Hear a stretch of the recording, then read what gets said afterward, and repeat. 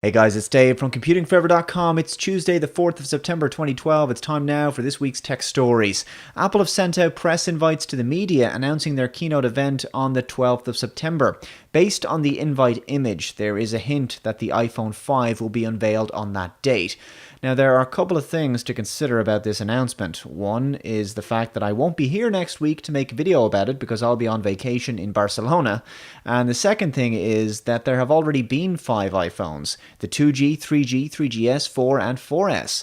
Now, of course, Apple are well within their rights to call it whatever they want, including the iPhone 5. However, there is another theory. The iPod and iMac lineups are long overdue to be refreshed, and the iPad mini is also expected this year, although rumors suggest that product might be released at a separate media event. So is it possible that the 5 relates to 5 new product updates, the iMac and 3 iPods and the iPhone? It is plausible considering there is usually an iPod event in September. However, this probably won't happen, considering the fact that the iPhone is a flagship device and really deserves an event all of its own. But who knows? There are supposedly 8 products that Apple are planning to release in this fourth quarter, and bundling a big chunk of them all into one event might be a convenient way to go. Next up, Razer Blade may not have caused quite the splash they were intending when they launched what they billed as the world's first true gaming laptop last year. I also don't think that their marketing department is going to win any awards for originality when it comes to their promo videos either. However, they have made some noteworthy updates to their 17.3-inch display-clad notebook.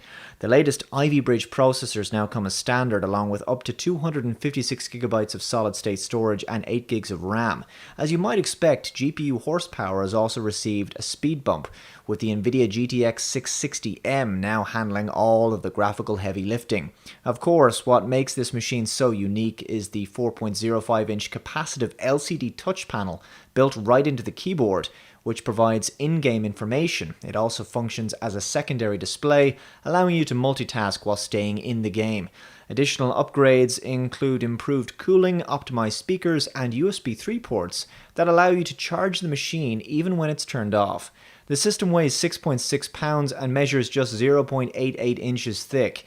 This second-generation Razer Blade gaming laptop is available now to pre-order for $2,499, which represents a $300 saving on last year's model. And finally, I'll leave you with the results from my most recent tech poll on computingforever.com. I asked you, which new tech product are you most excited about? 142 of you took part. Thank you very much for your participation.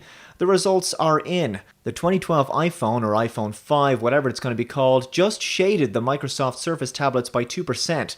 The new iMacs and Windows 8 were third and fourth, followed by the iPad mini with little interest in the HTC Desire X2, 13-inch MacBook Pro with Retina display, Windows RT, Mac Pro, and Kindle Fire 2. That's it for now, guys. Looking forward to your comments on these tech stories. As always, be sure to follow Computing Forever over on Facebook and Lack78 on Twitter. And check out this week's Dave Knows Stuff video, in which I talk about the Emerald Isle Classic from Dublin. Link below in the description, or follow the annotation at the end of this video. Thanks for watching, and I'll see you next time. Bye-bye. In rugby, when the ball carrier is tackled and goes to ground, the ball is contested at the breakdown, recycled, and play continues instantly. In American football, they like to stop and have a chat about it for a few minutes. Now, initially I found this very frustrating, but after a while that feeling went away and was replaced by a warm fuzzy happy feeling.